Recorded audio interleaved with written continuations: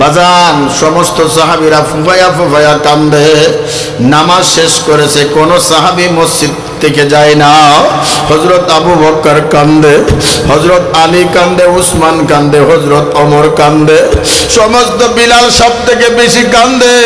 বিলাল ডাক দিয়ে বলে, আবু বকর রে, আমার আজান শোনার সঙ্গে সঙ্গে নবীজি মসজিদে হাজির হয়ে যাইতো। আজকে আমার আজান শুনিয়া মসজিদে আল্লাহর নবী আসি নাই, আর কি নবীজির পিছনে নামাজ আমরা কি পড়তে পারবো না?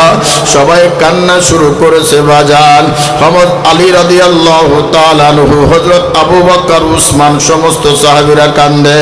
হযরত ওমর দাঁড়ায় বললেন, শোনো শোনো, কেউ যদি এখন থেকে বলে নবী আর নাই, নবী আর আসবে না, তার গর্দান ফেলে দেব, কেউ কান্না করবেন না।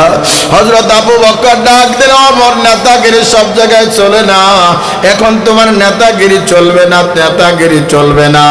আল্লাহর নবী সাল্লাল্লাহু আলাইহি ওয়াসাল্লাম আম্মা জান আয়েশার উপরে ঘুমায়। আল্লাহর নবী দেখে চোখের কুটার বেয়ে বেয়ে পানি টপ টপ টপ টপ করে পড়ে। আম্মা জান আয়েশা জিজ্ঞাসা করলেন, ইয়া রাসূলুল্লাহ, ইয়া হাবিবাল্লাহ, এই নামাজের দৃশ্য দেখে আপনি কেন কান্না করেন? আল্লাহর নবী ডাক দিলেন, আয়েশা শোনো, এই নামাজকে প্রতিষ্ঠিত করার জন্য আমার তায়েফের জমিনে আমারে মারছে, এমন মারারা মারছে, একবার না দুইবার না তিনবার বেহুশ হয়ে পড়ে গেছি। ওই কাফেররা এত জোরে ইট পাথর মেরেছে, আমরার চামড়া বেদ হয়ে, গোস্ত বেদ হয়ে হাড্ডিতে লাগছে, টপ টপ টপ টপ করে রক্ত ঝরতে ঝরতে পা মোবারক রক্ত ভরে গেছে। একবার নয় দুইবার নয়, আমার তিনবার তায়েফের জমিনে মারে। তায়েফের পাহাড়গুলি ডাক দে বলে, ইয়া রাসূলুল্লাহ, আপনি অনুমতি দিন, আমি তায়েফবাসীকে আমি ধ্বংস করে দিই। আল্লাহর নবী মায়ের নবীর ডাক দে বলল, ও তায়েফের পাহাড়েরা শোনো, আমার এরা চেনে না, এদের ছেলেগুলি অবশ্যই আমার চিনবে। এই জন্য মায়ের নবী বিশ্ব নবী মুহাম্মদ আরবির নামাজের জন্য কত কষ্ট করেছে। একদিন নয়, দুই দিন নয়, 63 বছর নামাজের ফিকির করেছে। আল্লাহর নবী আয়েশা ডাক দিল, আয়েশা শোনো, আমার এই চোখ দিয়ে কোনো কষ্টের কান্না না, কোনো দুঃখের কান্না না, আমি আমার আবু বকর দিক তাকায়া দেখলাম, আমার আবু বকর আজকে ইমামতি করলাম, সঙ্গে আমার মনটা ভরিয়া গেছে। এই মুহূর্তে যদি আমার রব আমাকে নিয়ে যায় তার দিদারে, আমার একটু টেনশন থাকবে না, একটু কষ্ট লাগবে না। আমি চলে যাওয়ার পরও আমার উম্মতেরা কিয়ামত পর্যন্ত এইভাবে কাতারবদ্ধ হয়ে নামাজ পড়তে পারবে। মাকুম সুসুতি সলাতে বন্দগানা ফাওয়াইলুল লিল মুসাল্লিন আল্লাযিনা কুল ইন্না সলাতি ওয়া নুসুকি ওয়া মাহইয়ায়া ওয়া মামাতি লিল্লাহি রাব্বিল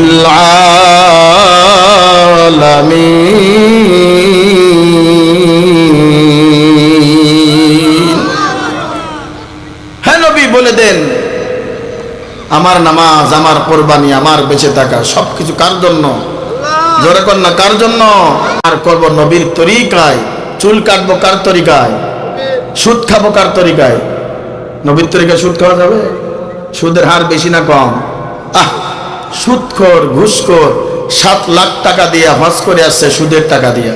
হাদি সাহেব রুমাল মুড়িদের রাস্তা দিয়ে হাঁটে, তসবি টেকে সুবহানাল্লাহ সুবহানাল্লাহ।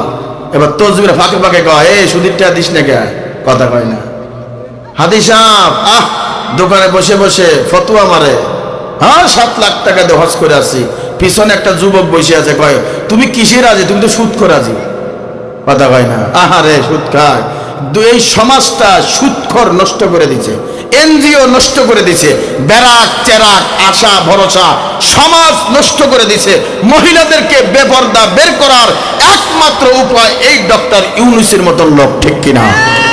এই হাত তালে দিস কে বেড়া, হাত তালে দিস কে? এমনি কর, হক কথা বলবো, সে যেই হোক না কেন, মন্ত্রী হোক, এমপি হোক, আমার বাপ হোক, আমার মা হোক, হক কথা বলবো। হক কথা বলার কারণে জেলের ভিতর থাকবো, কোনো সমস্যা নাই। কথা কন না কে? আহারে দেখেন মহিলাদেরকে লোন দেয়, পুরুষের দেয় না। কথা কন না কে? আপনারা কি ফেরেশতা হয়ে গেছেন নাকি? আপনাদের এলাকায় নেই আশা ভরসা চেরাক নাই? একটা বই নিয়ে মহিলারা, ওরে বাপরে বাপ, যেদিন কিস্তির দিন হয়, ওরে আল্লাহ, একবার বাবির দ্বারে, একবার মার দ্বারে, একবার বুবুর দ্বারে, কিস্তির লোক বসে আছে। কথা কয় না? কিস্তির লোক কয়, ভাবি স্বামী মরে গেছে, কিস্তিটা আগে দাও। ডিম বেচাটিয়া, মুরগি বেচাটিয়া, হলুদ বেচাটিয়া, স্বামীর পকেট মারাটিয়া সব দিয়ে দেয়। কথা কয় না? কেন?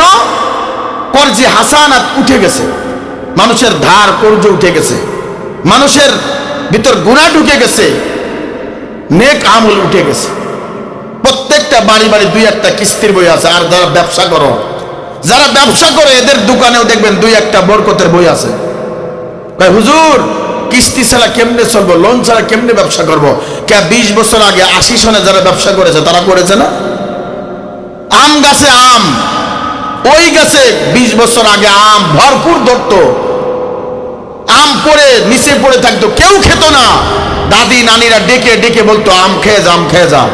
ওই গাছে আম হয় 10 থেকে 12টা, আবার কাটা বেঁধে দেয়, কয় সাবধান, এই গাছের গোড়ায় কেউ আসতে পারবি না। আল্লাহ কয় সাবধান, তুই যতই করবি আমি ফল কমাই দিলাম। কথা হয় না? ফল হওয়ার আগে গাছের কাটা বেঁধে দেয়, এই সাবধান, এইখানে আসবে না। বরকত দেওয়ার মালিক কে? আল্লাহ। এই জন্য সুদ খাওয়া হালাল না হারাম? সুদ খাওয়া হালাল না হারাম? ঘুষ খাওয়া হালাল না হারাম? এক ইমাম সাহেব গেছে এক মসজিদে নামাজের জন্য, নামাজ পড়ানোর জন্য। প্রথম দিনই সুদের ওয়াজ করেছে। সভাপতি সুদ খায়। সভাপতি কি খায়? নামাজের পরে ইমাম সাহেবরে কয়, ইমাম সাহেব আমি যে সুদ খাই, এ কইছে কিটা আপনার? নতুন ইমামতি চাকরি নিয়েছেন, কইছে কিটা? কেউ কই নাই তো। আমি যে সুদ খাই আপনারা কেউ কানে কানে নিশ্চয়ই বলেছে। আপনি একটা কাজ করেন, আগামীকাল থেকে আর আসেন না। তো সব ইমাম সাহেব কয়, সভাপতি সাহেব জীবনের এই ওয়াজ করবো না, তওবা করলাম, আর সুদের ওয়াজ করবো না। কাজা তোর 500টা বেতন বাড়াই দিলাম। পরের সপ্তাহ ঘুষির ওয়াজ করেছে, সেক্রেটারি ঘুষ খায় টেবিলের নিচে দিয়ে। রমজান মাসে আড্ডে ধরে না, টেবিলের নিচে দিয়ে দাও।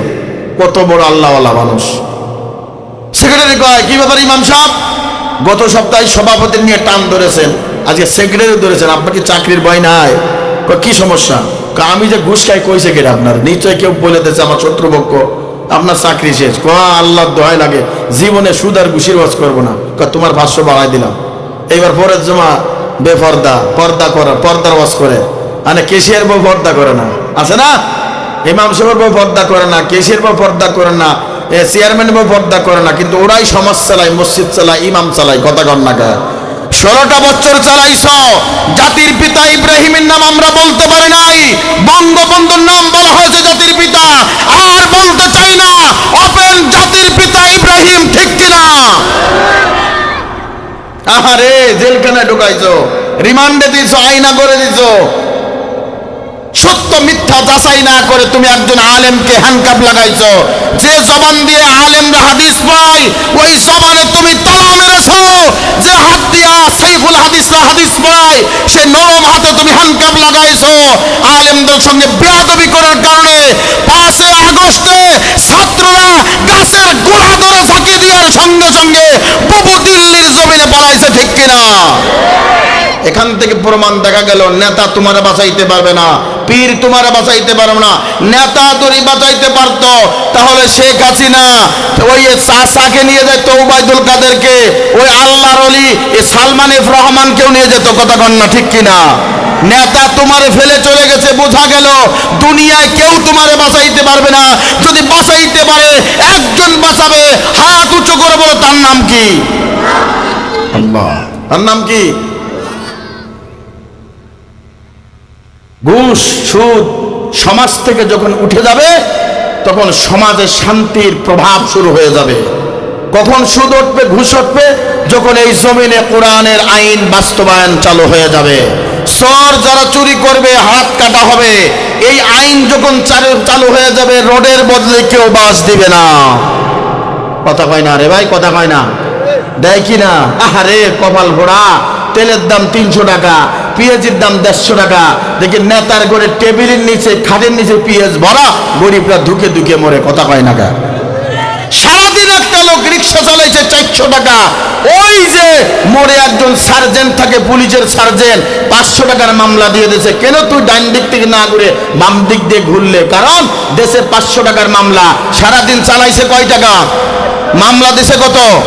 100 টাকা কোথার থেকে আনবে? পাও হাত বদলে কয় স্যার আর জীবনে আসবো না।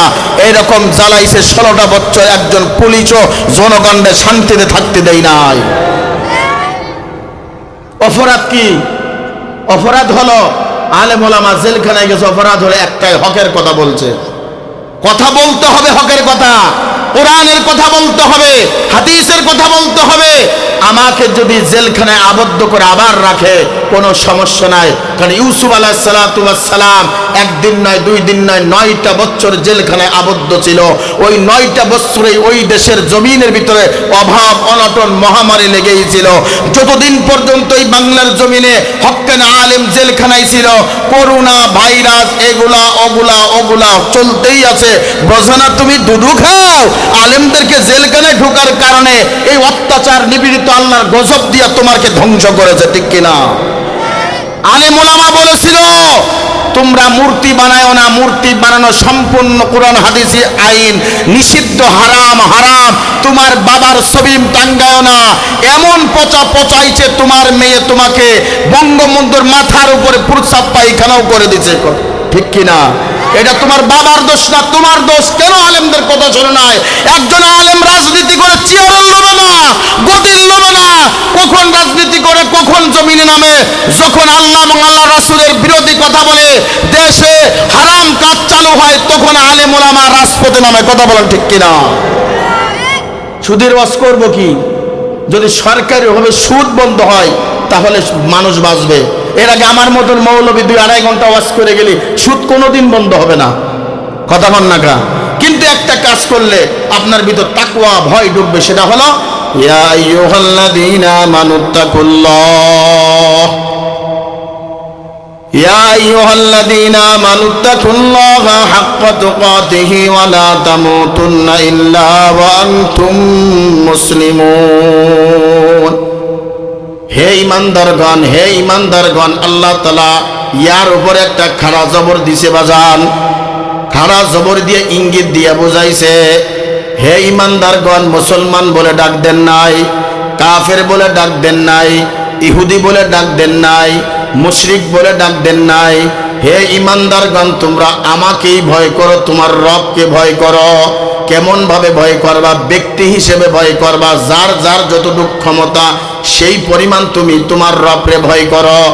দুনিয়ার ভিতরে যারা র্যাব পুলিশ, সেনাবাহিনী, আর্মি, দেখবেন কত পরিমাণ ভয় করে তাদেরকে। আহারে চোর যখন পুলিশের সামনে যায়, ওই চোরটা কাবু হয়ে যায়। আমার আল্লাহ ডাক দিয়ে বলো, দুনিয়ার বান্দা বান্দিরা শোনো, তোমার দিলের ভিতর যদি কখনো ভয় থাকে, তোমার দিলের ভিতর যখন আমার ভয় ঢুকবে, দেখবা তুমি তখন সুদ ছেড়ে দিবা, ঘুষ ছেড়ে দিবা, হারাম কাজ ছেড়ে দিবা। ও মা, তুমি বেপর্দা ছেড়িয়া তুমি পর্দাওয়ালা হয়ে যাবা। তাকওয়া অর্জন করো। তাকওয়া মানে আল্লাহর ভয়। আল্লাহকে ভয় করো, ভয় করার মতন করো।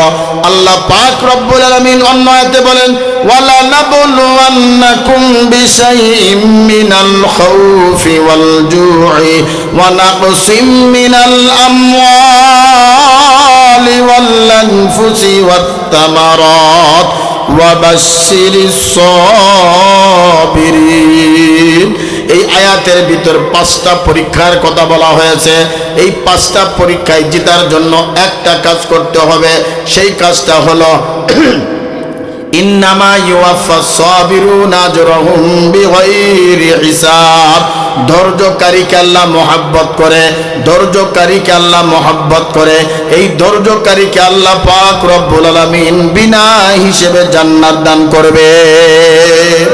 ভাইরা আমার, বন্ধু করে আমার যুবক, আল্লাহকে কেমন করে ভয় করতে হবে? আল্লাহর নবীর প্রথম খলিফা, প্রথম সাহাবী, আল্লাহ পাক রব্বুল আলামিন সরাসরি দুইজন ব্যক্তিকে সালাম দিয়েছেন বাজান। এক নম্বর হলো হযরত আবু বকর, দ্বিতীয় নম্বর হলো হযরত আম্মাজান খাদিজাতুল কুবরা রাদিয়াল্লাহু তাআলা আনহা। এই দুইজন ব্যক্তিকে আল্লাহ পাক রব্বুল আলামিন সরাসরি সালাম দিয়েছে। হযরত আবু বকর সিদ্দিক রাদিয়াল্লাহু তাআলা আনহু আল্লাহকে কেমন পরিমাণ ভয় করতেন, অর্ধ জগতের বাদশা হযরত আবু বকর সিদ্দিক রাদিয়াল্লাহু তাআলা আনহু, তার শাসন আমলে তিনি ক্ষমতা ছিলেন। আল্লাহু আকবার। মদিনার অলিতে গলিতে চাদর মুড়ি দিয়া ঘুরতেন, কে কোন হালতে আছে, কে কোন অবস্থায় আছে। হযরত আবু বকর সিদ্দিকের জামানায় একজন বৃদ্ধ মহিলার বাড়িতে কাজ করার কোনো লোক নাই, কোনো স্বামী নাই, কোনো ছেলে সন্তান নাই, তিনি কাজ করতে পারে না। ও আমার গফরগাঁয়ের মুসলমান, ও আমার যুবক, দিলের কান দিয়ে শোনো, একজন খলিফা আল্লাহর নবী বলেন আরহাম উম্মতি বি উম্মতি আবু বকর, নরম দিলের সাহাবী, ধৈর্যশীলকারী একজন সাহাবী, যে আবু বকরের নামের লকব দিয়েছে সিদ্দিক। সিদ্দিক শব্দের অর্থ হলো সত্য। আল্লাহর নবীর সাহাবী হযরত আবু বকরের নাম একটা এক জায়গা না, দুই জায়গা নাই। আল্লাহর নবী বলেন জান্নাতের 8টা দরজায় হযরত আবু বকরের নাম লেখা। সেই আবু বকর সিদ্দিক রাদিয়াল্লাহু তাআলা আনহু মদিনার অলিতে গলিতে ঘরে চাদর মুড়ি দিয়া ঘরে, কার ঘরে খাবার নাই, কার ঘরে বাচ্চা কান্না করে। ও আমার নেতা, ও আমার চেয়ারম্যান, ও আমার মেম্বার, ও আমার ইউনিয়নের মেম্বার, শোনো শোনো, তুমি তো সামান্য কয়েকটা বাড়ির একজন মেম্বার, আর হযরত আবু বকর অর্ধ জগতের বাদশা ছিল, অর্ধ জগতের বাদশা। আল্লাহ পাক রব্বুল আলামিন জান্নাতের সুসংবাদ দিয়ে দিয়েছে হযরত আবু বকর। আবু বকরকে, সেই আবু বকর চাদরটা মুড়ি দিয়া কাউকে বলে না, একা একা, কোনো পিএস নাই, বডিগার্ড নাই, কেউ নাই। আর আমাদের দেশের নেতার সঙ্গে 3-4 জন বডিগার্ড থাকে, পালসার গাড়ি থাকে, কথা কোন ঠিক কিনা? হযরত আবু বকর সিদ্দিক রাদিয়াল্লাহু তাআলা আনহু একা একা মদিনার অলিতে গলিতে হাঁটে, ওই বাড়িতে বিধবার বাড়িতে কাজ করে আসে। হযরত একদিন আমর রাদিয়াল্লাহু তাআলা আনহু একদিন ফজরের নামাজ পড়িয়া ওই বৃদ্ধর বাড়িতে গেলেন, যে বললেন মাগো, তোমার বাড়িতে কাজ করার জন্য আমি আমর আসছি। এইবার ভিতর থেকে আওয়াজ হয়, আমর, কে যেন আমার বাড়িতে তোমার আসার আগে কাজ করে গেছে, আমি জানি না। হযরত ওমর চিন্তায় পড়ে গেল, হায় হায়, আমার আগে কে আসলো এই বাড়িতে কাজ করার জন্য? হযরত ওমর একদিন ফজরের আগে চলে গেলেন। ওই দিন যে বললেন, মাগো দরজা খোলো, তোমার কাজটা আমি করব। ও আমার যুবক, ও আমার বাবা, চোখে কি পানি আসে না? গুনাহ করতে করতে করতে করতে বাজান পাহাড় পর্যন্ত গুনাহ করে ফেলাইলাম। গুনার কারণে আমার হাত না পাক, গুনার কারণে আমার চোখ না পাক, গুনার কারণে আমার কান না পাক, গুনার কারণে আমার দেহ না পাক। এই দেহ দিয়া তোমার জাহান্নামের আগুন জ্বালাইবে, পাথরের হাড্ডি দিয়া জাহান্নামের আগুন জ্বালাইবে। দুনিয়ার আগুন লালকি দিয়া, কয়লা দিয়ে জ্বালায়, ওই আগুন আমরা কেউ সহ্য করতে পারি না।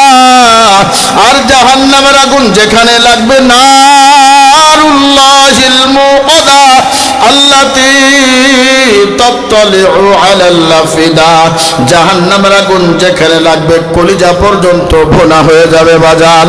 একমাত্র জাহান্নামের আগুন থেকে বাঁচতে হলে চোখের পানি ছাড়া বাঁচা যাবে না। এই জন্য আল্লাহ পাক বলেন, ইবকু ইবকু ফাইল্লাম তাবকু, ও বান্দা বেশি বেশি কান্না করো, বেশি বেশি কান্না করো। নবীজি বলেন, মান বাকা মিন খাশিয়াতিল্লাহ হারামাল্লাহু তিলকাল আইনা আলান নার, যার চোখ দিয়া জাহান্নামের ভয়ে, কবরের ভয়ে, সাপ বিচ্ছুর ভয়ে 1 ফোঁটা মাছির ডানা পরিমাণ পানি জমিনে পড়বে, তার জন্য জাহান্নাম আল্লাহ হারাম করে দিবে। হযরত ওমর ইবনুল খাত্তাব ফজর আগে ডাক দিল, মাগো দরজা খোলেন, তোমার কাজ করার জন্য আমি আসছি। ওমর বুড়িমা ডাক দেবল, ওমর তুমি তারা আসার আগে কে যেন আমার বাড়িতে এসে কাজ কাম করিয়া গেছে। হযরত ওমর আশ্চর্য হয়ে গেলেন, কে আমার আগে আসলো, আজকে আমি চোরটা ধরব, আমার আগে কে এই বাড়িতে কাজ করে। হযরত ওমর ইবনুল খাত্তাব গাছের আবডালে দাঁড়ায় আছে, আজকে আসামিকে ধরবে। হযরত আবু বকর সিদ্দিক কালো একটা চাদর মুড়ি দিয়া খালি পায় খড়ম ডাব্য করে নিচে নিয়া চুপি চুপি চুপি করে মদিনার গলিতে হাঁটতে হাঁটতে ওই বুড়িমার বাড়ির দিকে যায়। হযরত ওমর পিছন দিক থেকে জাপটায় ধরেছে, কে আপনি, এই বাড়ির দিকে প্রত্যেক দিন কেউই যান, কে আপনি? হযরত ওমর চাদরটা টানিয়া দেখে এই কেউ নাই, ওর দৈব যে বাচ্চা হযরত আবু বকর। হযরত আবু বকর সিদ্দিক হযরত ওমর বলল, বাদশা আপনি খালি পায়ে আপনি চাদরটা মুড়ি দিয়া কই যাও? বলল, এই বাড়িতে যে আমি কাজ করি। বলে, আপনি না বাদশা, আমাকে হুকুম করলেন না কেন? এইবার হযরত আবু বকর বলে কি, ওয়া উম্মিহি, হাসরের ময়দানে আমার মা আমার পরিচয় দিবে না, ওয়া আবি, আমার বাবা আমার পরিচয় দিবে না, আমার আমল আমাকে আল্লাহর দরবারে নিয়ে দাঁড়াইতে হবে। ওয়ালিমান খাফা মাকাম